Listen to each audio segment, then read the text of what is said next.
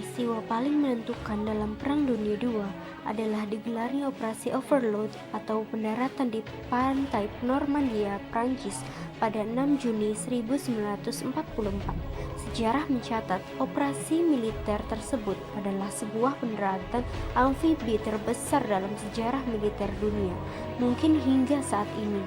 Sejarah juga mencatat pendaratan Normandia itu menjadi salah satu pukulan keras terhadap Jerman yang di saat bersamaan juga kewalahan menghadapi serbuan Uni Soviet dari front timur.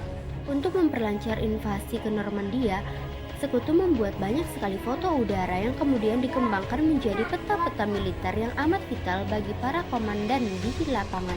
Selain itu, para anggota intelijen Sekutu berkontribusi dengan membuat komunikasi palsu yang menyebarkan informasi seolah-olah Sekutu akan menyerang Norwegia atau Calais di Prancis. Tibalah kini tujuan akhir semua persiapan rumit itu, pendaratan di Normandia 6 Juni 1944 alias The Day.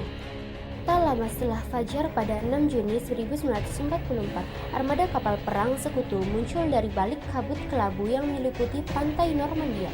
Kapal-kapal perang itu siap menghancurkan benteng-benteng pertahanan Jerman seperti yang sudah dirinci dalam peta Bigot.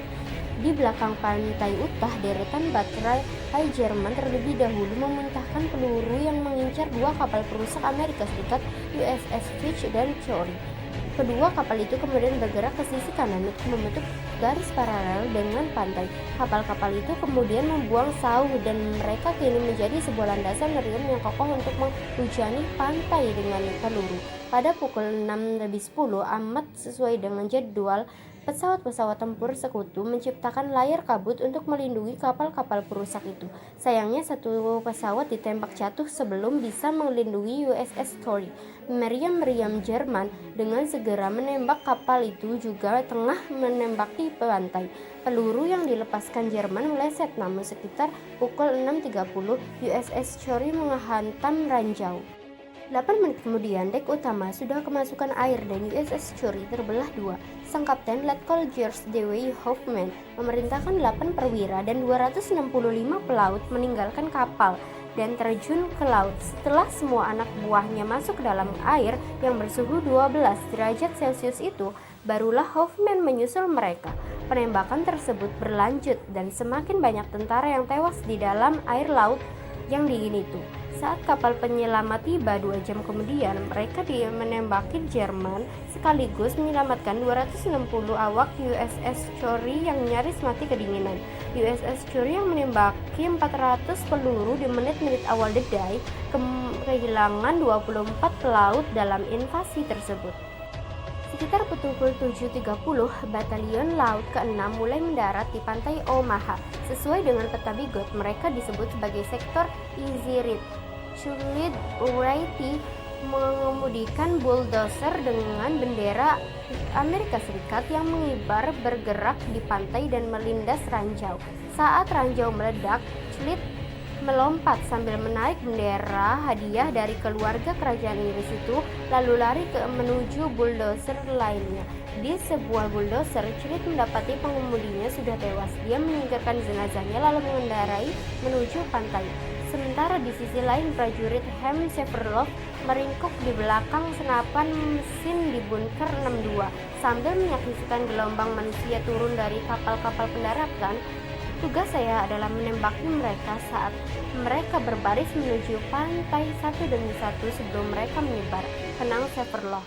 Severloff menambahkan, dia melihat cipratan air setiap kali peluru yang dilepaskan mendarat, dan saat cipratan air itu berada di dekat para tentara Amerika Serikat, mereka langsung menjatuhkan badan. Segera mayat pertama dihanyutkan arus pasang, dan dalam sekejap semua tentara Amerika Serikat di bawah sana tertembak, kata Severloff. Severloff memperkirakan dia menembaki tak kurang dari 12.000 peluru dari senapan mesin dan 400 peluru dari karabinnya. Namun pasukan Sekutu terus berdatangan dan di penghujung hari Severloff tak punya pilihan selain menyerah.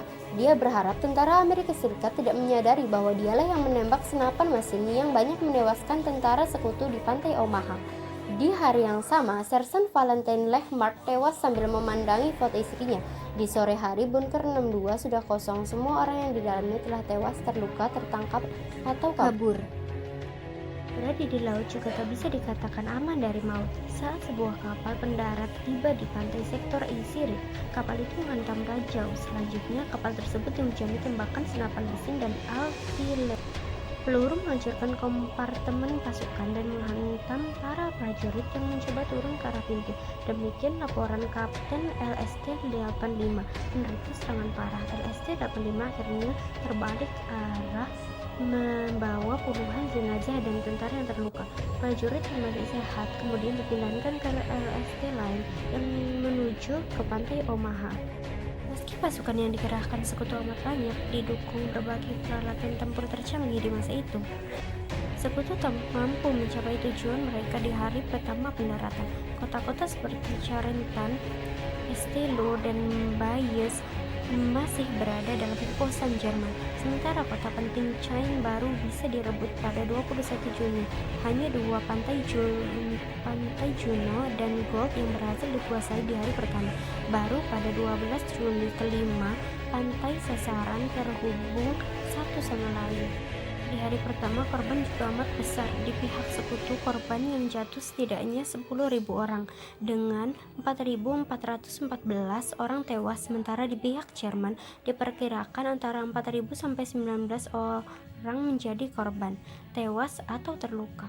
Pertempuran untuk menguasai Normandia berlanjut selama lebih dari 2 bulan dengan kampanye untuk menembus garis pertahanan Jerman dan menyebar dari pantai yang sudah dikuasai sekutu. Invasi ini berakhir dengan dibebaskannya Paris dan jatuhnya Kantong Valais pada akhir Agustus 1944.